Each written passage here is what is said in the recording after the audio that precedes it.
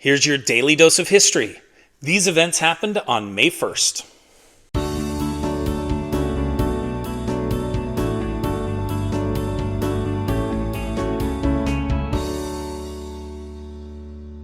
In 1851, the Great Exhibition opens in the famed Crystal Palace in London, England, with more than 10,000 exhibitors. Technical wonders from around the world are put on display for 6 million visitors for the next 5.5 months. The Crystal Palace was originally built in Hyde Park in London. The 990,000 square foot structure was 128 feet tall and was made up of an iron frame with 60,000 panes of glass. It was 3 times the size of London's St. Paul's Cathedral.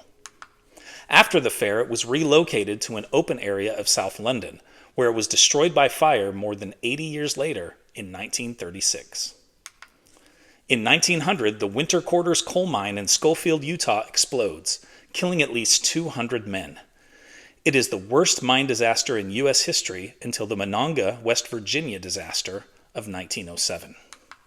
The Schofield mine explosion was caused by coal dust in the mine that had not been properly watered down.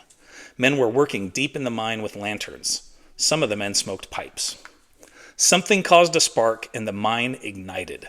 Some men were shot out of the mine like cannonballs. Others were incinerated in the roaring tornado of flame. Still others suffocated as the explosion and fire sucked the oxygen out of the air. Many of the corpses were mangled or dismembered. Most of the miners were immigrants from across Europe. The 6 Luoma brothers had come from Finland and worked as a team. 5 of the 6 Luoma brothers, along with 3 of their sons and a brother-in-law, were killed that day. The company provided no death benefits. No aid for the families came from either the state or federal governments. There was, however, a great outpouring of charity from across the country. And "Remember the Schofield disaster" became a rallying cry for miners across the country in their attempts to form unions. In 1942, during World War II, the U.S. government halts production of jukeboxes so their factories can assist with the war effort. The Seeburg Company produces electrical components for the armed forces, and Wurlitzer makes communication systems for aircraft. In 1991, Oakland Athletics outfielder Rickey Henderson steals his 939th base to break Lou Brock's career record. Henderson finishes his career with 1,406 steals, still the most in MLB history. Henderson's record has, for a long time, seemed to be one that would never be broken. No one has gotten close.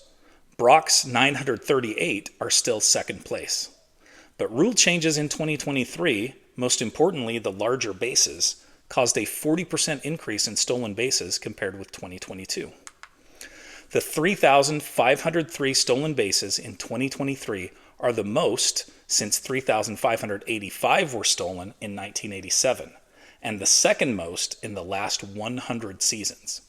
The success rate of 80.2% in 2023 is the best in history, so maybe there's a young player out there who could challenge Henderson's record in the future. But don't hold your breath. In 2023, Canadian folk music legend Gordon Lightfoot dies in Toronto, Ontario, Canada, of natural causes at age 84.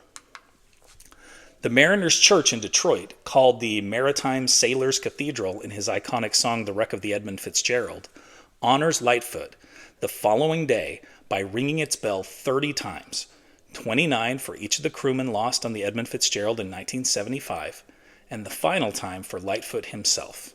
It is a touching gesture. As much as I love the song The Wreck of the Edmund Fitzgerald, for me, If You Could Read My Mind is Lightfoot's best. In fact, I consider it one of the greatest songs of all time by any artist. Don't forget to check out Today in History in my Teachers Pay Teachers store. There's a link in the description. Which of these events did you find most interesting? What's your favorite Gordon Lightfoot song? Let me know in the comments. Also, please be sure to like and subscribe. It really helps my channel. And you can watch another great Mr. Lewis video here and another one right here. Thanks for watching.